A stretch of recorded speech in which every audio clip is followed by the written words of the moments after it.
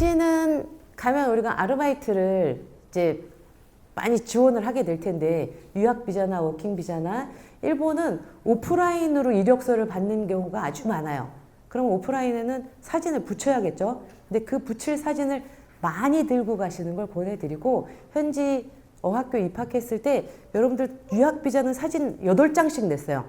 근데 그게 부족해서 사진을 또 제출하라고 하는 학교들이 많아요. 4장 정도씩 가지고 오라고 하는 학교들이 많은데, 사진은 여기서 찍어둔 사진, 여권이랑 다른 사진을 많이 챙겨갖고 가도록 하시고, 유학비자는 이전에 저희한테 비자 신청할 때 8장 냈던 사진이랑 다른 사진을 준비하고 가셔야 돼요. 그 사진이 이미 일본으로 데이터가 넘어가 있어서 신분증, 재료카드에 그 사진이 들어갈 거예요. 그리고 워킹홀리데이 비자 신청하신 분들은 사증 신청서에 붙였던 사진 있죠? 그 사진이랑 다른 사진을 준비하고 가세요. 워킹 비자도 사증 신청서에 붙였던 사진, 그 데이터가 일본에 넘어가 있어서 신분증이 그 사진으로 나갈 거예요. 그러면 일본에서 원하는 사진은 최근 3개월 이내 사진이어야 돼요. 그러면 도착했을 때 우리가 재료카드에 내 사진 데이터가 이미 넘어가 있잖아요. 그럼 그 사진은 3개월이 지나면 못 쓰는 거예요.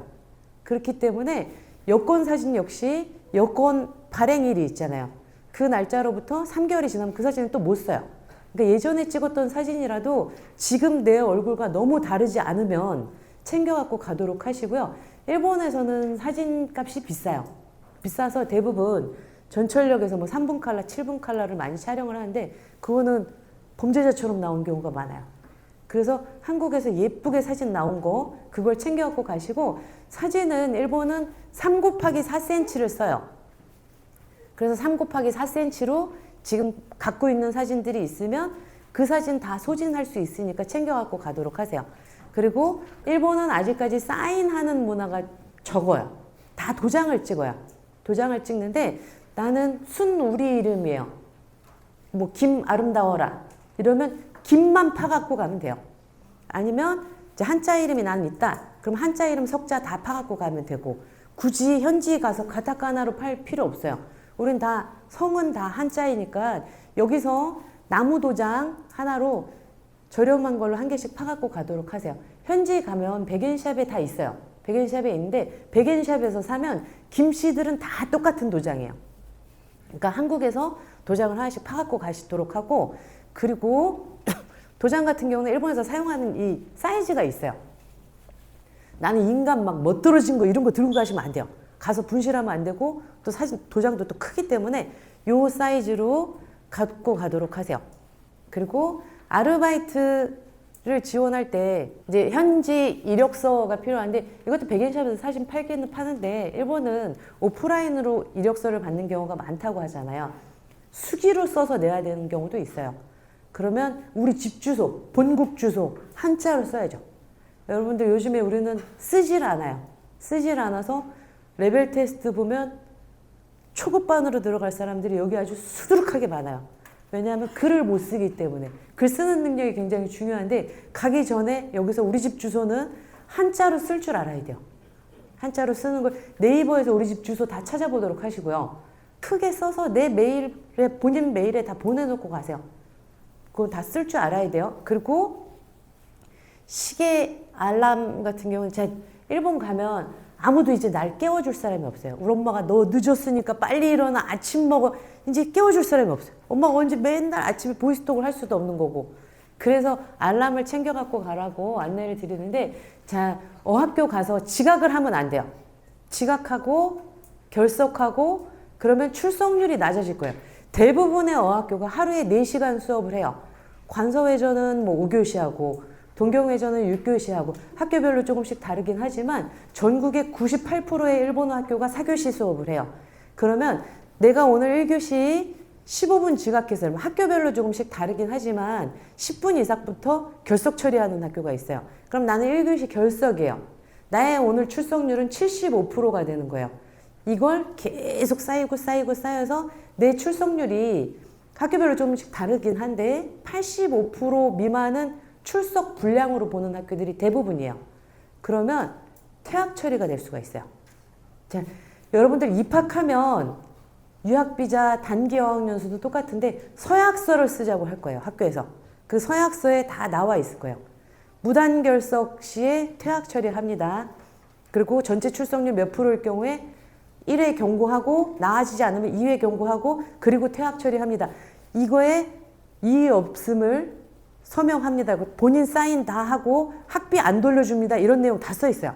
자, 그렇게 하고서 저희 학생 중에 일주일 만에 퇴학당한 학생이 있어요. 그리고 이번 주에 계속 연락 오는 학생들이 많은데 1월에 간 학생들이 지금 출석률이 안 좋아갖고 제가 저도 잔소리하고 학교에서도 경고장 보내고 근데 일단 대부분 저희가 연락을 받아요. 저희가 연락을 먼저 받는 경우가 많은데 간혹 가다 학교에서는 직접 부모님한테 바로 연락하는 경우도 있어요. 그럼 이제 부모님들은 보이스 피싱인가 그래서 전화를 안 받죠. 이상한 번호로 막 오니까 그럼 다시 저희한테 연락 와서 저희가 부모님께 보고를 드려요. 이제 자녀분의 출석률이 이렇게 안 좋아서 퇴학 처리 당할 위기니까 데리고 오십시오. 생활비 지원 끊으시고 데리고 오십시오. 이렇게 다 보고를 드릴 거예요. 그러면 그렇게 돼서 귀국하게 되는 순간 일본에서 다시 진학을 하고 싶어도 못 가요. 왜 그러냐면 다시 진학을 현지에 내가 대학에 붙었어요. 그래도 어학연수 했던 경력이 있기 때문에 당시 출석률을 가지고 오라고 할 거예요. 학교에서 그러는 것보다 비자를 주는 입국관리부에서 제출하라고 해요. 그럼 입국관리부에 제출하면 비자 연장을 안 해줘요. 비자를 애초에 발행을 안 해줘요. 그래서 출석률이 계속 꼬리표처럼 따라다닐 거예요. 이번에 어떤 학생은 1월에 단기 연수, 4월부터 유학비자예요. 유학비자 이제 학비도 다 냈어요. 근데 아직 단기 연수를 하고 있어요. 3월 한 20일경까지 수업을 하게 될 텐데 학교에서는 출석률이 안 좋기 때문에 4월 학기 입학 취소하겠다고 학비 돌려주겠다고 그런 학교도 있어요. 그래서 단기, 장기 연수로 가는 분들은 단기 때 출석률이 안 좋으면 장기는 입학도 못 해보고 유학비자는 받지도 못하고 돌아오는 거예요. 그리고 내가 출석률이 안 좋으면 전문학교 10월 달에 지원을 할 때 전문학교 2년제 전문학교 갈 경우에는 보통 10월에 원서 출원을 해서 시험을 다 봐요. 근데 그때 전문학교에서 제출 서류 중에 어학교 출석률을 가지고 오라고 해요. 그럼 그 출석률이 내가 85% 미만이에요. 그럼 당신은 시험도 보지 마십시오 할 거예요. 왜냐하면 비자를 입국관리국, 비자 심사하는 곳에서 애초에 안 줄 거기 때문에.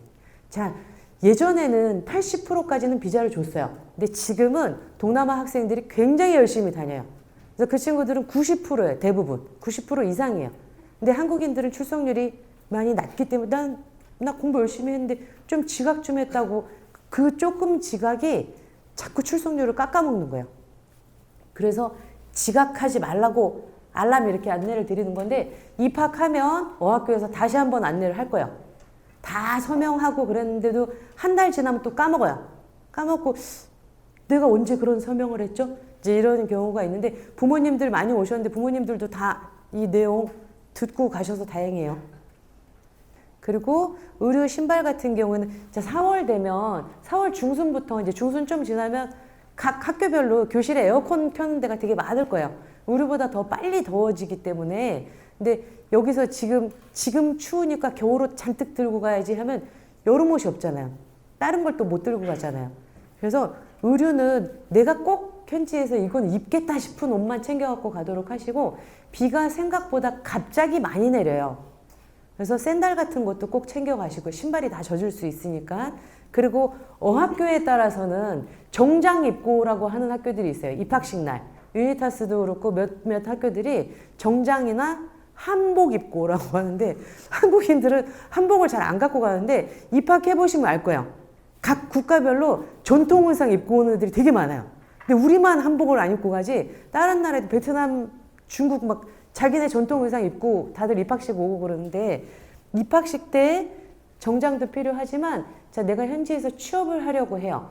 그러면 정장 한 벌은 챙겨갖고 가야 되겠죠. 근데 일본은 면접 볼 때 알바 면접은 그냥 깔끔하게 입고 가면 돼요. 굳이 정장 입을 필요 없어요. 내가 서빙할 건데 넥타이 메고 가면 뭐예요. 근데 알바 면접은 상관없지만 내가 현지에서 취업을 하려고 한다 하면 일본은 면접 볼 때 다 똑같은 복장이에요. 검정색, 흰 셔츠, 신발도 검정색, 가방도 검정색, 양말도 검정색. 그리고 아르바이트 할 때 대부분의 아르바이트 하는 업장이 레스토랑 그런 데 서빙을 하더라도 검정 신발이나 갈색 신발을 신게 해요. 그리고 양말도 검정이나 갈색을 신게 해요. 가서 사느니 여기서 신던 신발이 있으면 챙겨 갖고 가도록 하세요. 알바할 때 보면 신발 다 너덜너덜해요. 일본 애들도. 근데도 거기서 그걸 신으라고 하니까 내가 알바하자고 신발 다시 사는 건 아까우니까 여기 있으면 챙겨 갖고 가도록 하세요. 검정 양말도 꼭.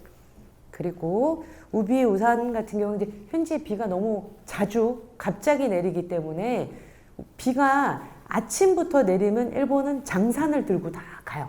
큰 우산. 왜냐면 바람이 많이 불기 때문에. 근데 갑자기 비가 내리면 다들 가방에서 접이 우산을 꺼내서 쓰고 다녀요. 그만큼 우산을 다들 들고 다녀요. 언제 비가 내릴지 모르기 때문에. 근데 우비 같은 경우에는 예전에는 자전거 탈 때 우산을 들고 탔어요. 한 손으로 자전거 이제 우산 들고 한 손으로 핸들 잡고 이러고 탔는데 요즘엔 그게 불법이 됐어요. 그래서 반드시 우비를 입고 자전거를 타야 돼요. 우산을 들면 안 돼요. 이제 사고가 나는 경우가 많기 때문에. 그래서 우비가 있으면 들고 가시고 아니면 다 똑같아요. 여기 다이소서 사든지 가서 사는 게 나으니까 이거는 갖고 있으면 챙겨 갖고 가도록 하시고 여름 샌들은 꼭 챙겨 갖고 가세요. 비가 자주 와서 정말 신발이 금방 젖어요.